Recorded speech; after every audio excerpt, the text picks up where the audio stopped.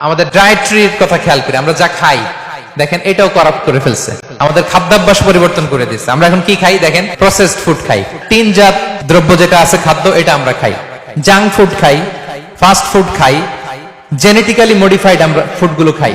ফলে আগে আমাদের মুরব্বীরা বাপ দাদারা যে এনার্জি পেত ওই এনার্জি আমাদের গায়ে নাই, ঠিক কিনা বলেন? আমাদের ফুড করাপ্ট হয়ে গেছে। এখন ডাক্তারের কাছে গেলে বলে লাল মাংস যে খায় আমার সিরিয়াল দিবেন না, গরুর গোশত খেলে আমি দেখি না, এরকম বলে।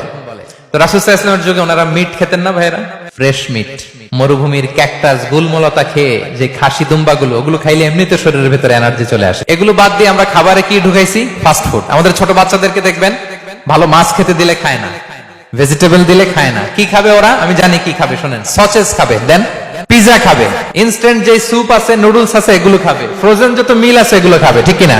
তাহলে আমাদের ডায়েটরি সিস্টেমকে চেঞ্জ করে দেওয়া হয়েছে।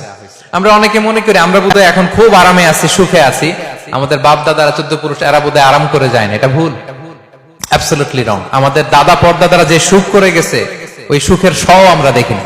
নিজেদের হাতে রোপণ করা শাকসবজি তারা খেত, পালা গাভীর দুধ খেত, নিজেদের পুকুরের মাছ খেত, না আছে ফরমালিন, না আছে মেডিসিন, না আছে কেমিক্যাল, খালি এনার্জি আর এনার্জি।